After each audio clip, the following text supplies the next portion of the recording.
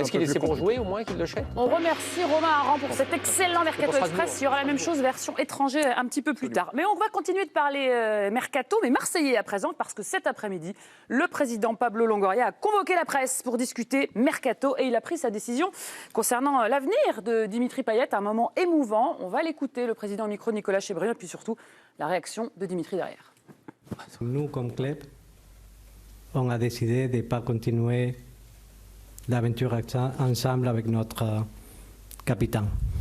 C'est pas ce qui était prévu forcément de mon côté, mais je pense qu'aujourd'hui, j'ai mis un peu de temps à réfléchir, à essayer de trouver la meilleure solution. Et la meilleure solution, c'est d'accepter cette décision du club. J'ai encore du ballon à donner, du plaisir à donner à certaines personnes.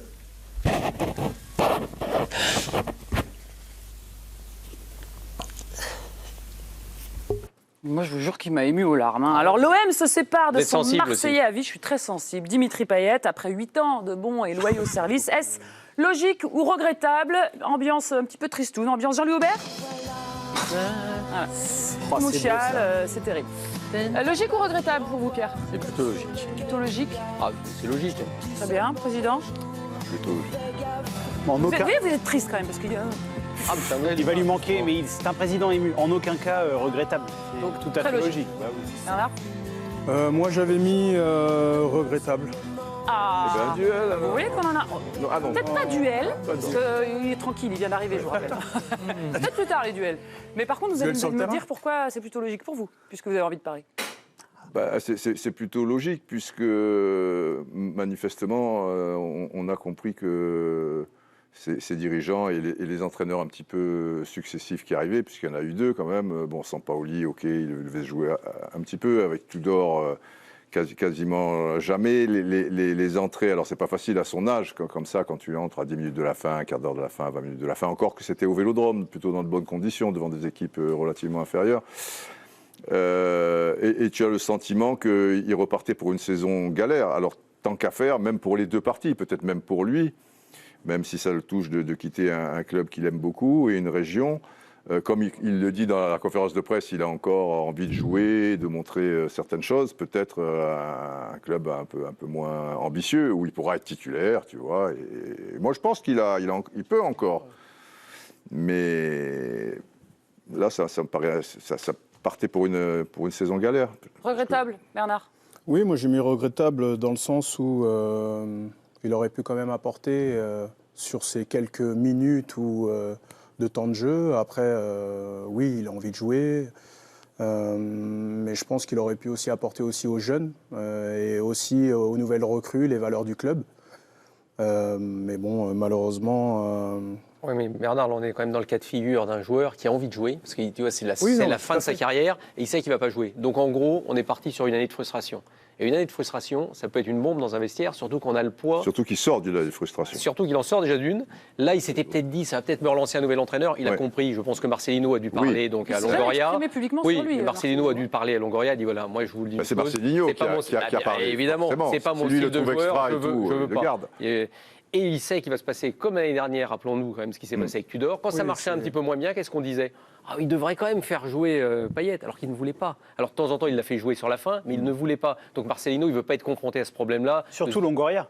Non, mais c'est surtout que dans le cas Dimitri Payet, c'était pour avoir fait beaucoup de matchs de Marseille la saison passée, ce qui était incroyable, c'est que toutes les critiques qui pouvaient venir contre Igor Tudor, c'était à 70%. Ouais, mais il nous met Payet sur le banc. C'est la preuve de ce que représente Payet à Marseille actuellement. Et c'était un point de frustration énorme pour Tudor et Longoria que ce débat revienne constamment. Moi, le seul truc que je voulais dire sur ce que tu disais, Hervé, sur le côté frustration... Du moment où tu ne dises pas le contraire, Non, mais tu as raison d'insister là-dessus parce que cette année, franchement, il a été exemplaire, Dimitri Payet, parce qu'il en a avalé des couleuvres. Ça pas dû être facile. Il a aussi calmé parfois certains coéquipiers. Par exemple, pour Matteo Guendouzi, ça a été une saison qui a été parfois un peu frustrante, compliquée. Il a vraiment joué le rôle de grand frère. Donc, il a eu un comportement exemplaire l'an passé, Payet, alors qu'il a très peu joué. Ça n'aurait pas été un problème dans le vestiaire, quoi. Je pense que si, 2 années de suite, c'est différent. Mais l'an dernier, il a vraiment fait passer le club et l'intérêt du club avant son intérêt personnel. Sachant qu'il voit la fin de sa carrière. Il ne faut jamais l'oublier. Il y a le mur qui est là. Oui, mais derrière, il y a une reconversion derrière. Je pense qu'il avait négocié un contrat. Mais il l'aura. Il l'aura. Et on va écouter Pablo Longoria, justement, qui lui a rendu un joli hommage et qui a parlé de son avenir, justement. Au nom du club, je tiens à te remercier et à dire publiquement qu'on est très remerciant de ce qu'on a partagé ensemble. Si je dois te définir en 2 mots, je dirais génie, je l'ai dit dans quelques interviews, et talent. Tu es quelqu'un qui t'a donné beaucoup de plaisir à nos supporters, mais aussi à beaucoup de gens dans le monde du football. Tu t'as gagné le respect. Ce n'est pas un au revoir. C'est à bientôt. Tu as les portes du club grand ouvert. Que l'OM c'est chez toi. Ce n'est pas un au revoir, c'est un à bientôt. L'OM c'est chez toi. Bon, il va peut-être faire un petit tour dans un club, mais en attendant, il va devenir quoi? Conseiller, directeur sportif? Qu'est-ce que vous voulez faire quoi? Dimitri. Il va jouer. Il va jouer. Il va pas être directeur sportif ou quelque chose comme ça. Il a des touches en Turquie, en Arabie Saoudite. Non, mais là, il dit ta maison est chez toi à Marseille. Ça serait pour, je sais pas, il a quelque chose dans son contrat où il doit rester dans le cadre sportif de l'OM. Alors, encadrer les jeunes ou être spécifique attaquant. Dans 2-3 ans. Des attaquants. Et alors, mais après, il faut savoir exactement ce que lui veut faire. Parce que vous savez, ces contrats-là, il sera dans le club. Ça veut dire quoi? S'il est ambassadeur, n'importe quoi, vous voulez dire? Ah non, c'est même pas ça. C'est ce qu'il veut, c'est une chose, mais ce qu'il peut faire aussi. Parce que, on ne peut pas entraîner des jeunes comme ça par hasard. Il faut bien avoir des diplômes. Donc ça dépend lui ce qu'il veut faire, les compétences qu'il aura. Mais ça, il termine déjà sa carrière de sportif. Oui, déjà qu'il finisse sa carrière et après il verra exactement ce qu'il veut faire. Et la carrière, de toute manière, c'est des discours de circonstance. Longoria, il sera peut-être plus là dans 2-3 ans. Enfin, c'est pas son problème. Il se sépare d'une manière quand même. C'est exactement ça. C'est plutôt bien géré là. Vis-à-vis du public, Payet à Marseille, ça représente beaucoup. C'est bien. Vous voulez savoir si ça représente beaucoup à Marseille, Dimitri Payet? Ouais, si tu veux. Vous le savez déjà peut-être. Ça vous interrompt, ça vous dérange? Non, pas du tout. Vas-y. Parce qu'on a un excellent Nicolas Chebriand du côté de l'OM qui a tendu son micro justement aux supporters. Vous allez être surpris. Écoutez-les. C'est comme si Marseille perdait la bouillabaisse ou le Vieux-Port, quoi. C'est un membre de nous qui part, quoi. Voilà. Je pense qu'il n'y a plus de respect. Parce que Payet, comme c'est l'emblème du club, c'est un mec qui a tout donné. Il ne faut pas oublier aussi le départ. D'où il est venu. Et quand il est venu à l'Olympique de Marseille, il a fait quelque chose. On est sous le choc. Quand même, Payet, on s'attendait à ce que cette année, ça soit. Voilà, c'est notre capitaine. Payet, c'est quelque chose de très fort pour nous. Donc on ne s'attendait pas à ça. Tout le peuple marseillais est sous le choc. C'était quelqu'un, fraîchement, c'était le dieu du stade. Pour moi, c'était le dieu du stade. J'ai l'impression d'avoir perdu quelqu'un de ma famille. C'est impressionnant. Alors toujours les Marseillais qui sont dans l'exagération, certes, mais c'est émouvant, c'est beau ce qui se passe. C'est un petit peu exagéré. Un poil. Tu vois, ils sont relativement jeunes, puisque Payet, il est arrivé il y a 10 ans. Il a fait 8 ans, puisqu'il y a 2 années, 2 saisons à West Ham. Donc il a fait 10 ans. Tu vois, les gars, ils ont pas. Mais ça compte. Ils ont moins de 40. Donc, il a marqué une génération. Cette génération, elle n'a pas connu d'autres grands cracks. Sur les 10 dernières années, c'est peut-être ce nom qui revient. En plus, c'est un créatif. Il a marqué des beaux buts. Il a joué plus de 300 matchs. Enfin, je veux dire, même s'il n'a pas de palmarès, il a quand même marqué cette période. Et pour les gens, je comprends. Après, c'est Marseillais, quoi. Regardez, on vous a listé quelques grands noms là. Est-ce que pour vous, Dimitri Payet, ça fait partie du panthéon de l'OM? Est-ce que c'est à ce niveau-là? Est-ce que c'est une légende? Non, c'est pas. Là, il n'est pas dans ce. Mais non, mais là, il n'est pas à la table. Là. Il n'est pas invité. Mais il n'est pas à 23 tables non plus. Hein. Non. C'est un immense joueur. C'est un grand nom de l'Olympique de Marseille. Il a quelque chose.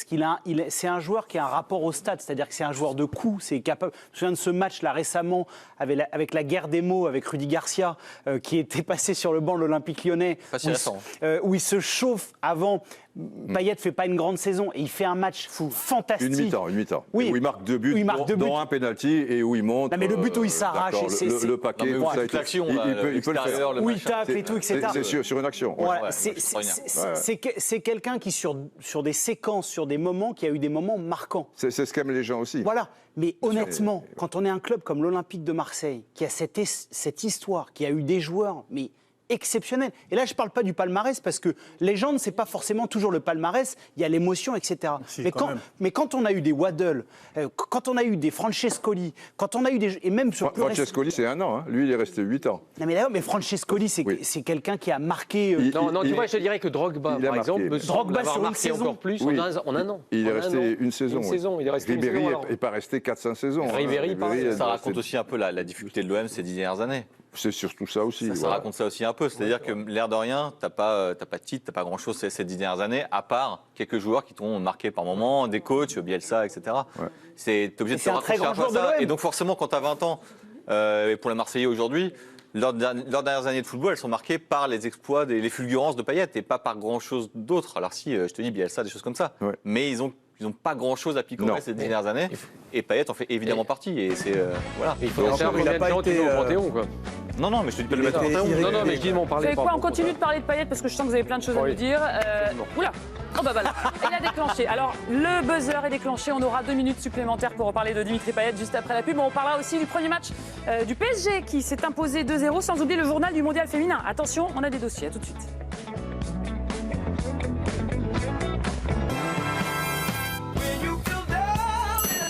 De retour dans l'équipe du soir, votre émission préférée pendant l'été. Déjà parce qu'il n'y a pas grand chose en même temps. Et puis parce qu'on a des super infos et des mecs sympas. Ça, c'est la principale chose. Et un président qui a envie de titiller ce petit buzzer. Est-ce que vous nous le refaites? Voilà. Mais pas 2 fois, jamais 2 fois, sinon ça annule. Voilà. Didier Roustan a activé le buzzer. Une petite prolongation, on était sur le thème... Payet. Dimitri Payet, je ne trouvais plus son nom, il est déjà parti. On était sur le thème Dimitri Payet, qui a quitté, un petit peu forcé par son président, son club de cœur. Je voudrais vous faire entendre une petite réaction vite, Dimitri, qui veut continuer à jouer, et ensuite c'est à vous. Déjà, j'aimerais continuer à jouer au foot. Parce que c'est vrai que je sors d'une saison qui a été très difficile, avec peu de temps de jeu. Donc, il faut que... surtout ce que j'ai envie aujourd'hui, c'est de jouer, de retrouver du plaisir sur le terrain, tout simplement. Que c'est dur, moi j'ai vraiment la larme à l'œil à chaque fois que je l'entends. Alors pour jouer où? Non mais allez, vous avez plus de 80 secondes là, on l'envoie où? En Arabie Saoudite. Direct. Oui, en ce moment, c'est la cote de popularité qui est bonne là-bas. Et en plus, je pense qu'il pourrait faire quelques saisons en plus. On peut rien en faire en Ligue 1, là, à Nantes, à Saint-Étienne, à ces vieux clubs, là. Il n'a pas d'intérêt. Honnêtement, il a fait d'énormes choses en Ligue 1. Aller jouer dans un club qui joue... Il n'y a aucun club qui joue avec des champions qui va le prendre.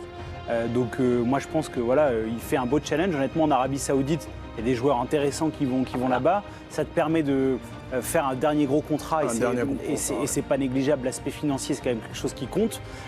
Et aussi de prendre une forme de plaisir. Donc honnêtement, s'il a une bonne touche en Arabie Saoudite, il signe 2-3 ans là-bas. Tu sais, sur le côté orgueil, parce que l'air de rien, il est un petit peu poussé, puisque lui voulait rester.